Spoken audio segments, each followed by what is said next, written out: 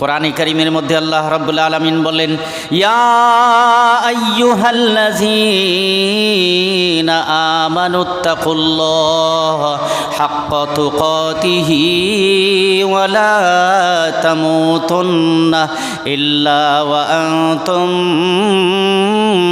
মুসলিমুন। হে ঈমানদাররা, তোমরা আল্লাহকে ভয় করো, যথাযথ ভয় করো। যেমন তেমন ভয় করলে হবে না।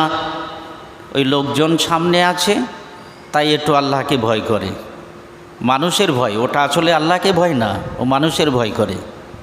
হ্যাঁ, কোনো গুনাহে লিপ্ত হতে গেলে মানুষের ভয়ে যদি গুনাহ ত্যাগ করে তো ওটা তেমন কিছু বিষয় না, ও তো আল্লাহর ভয় হলো না। আল্লাহর ভয়ে ত্যাগ করতে হবে, তবেই আল্লাহ তাআলা খুশি হবেন।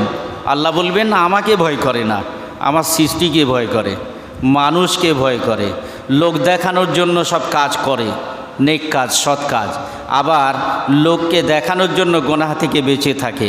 এ কেমন? আমি সৃষ্টিকারী, আমাকে ভয় করো।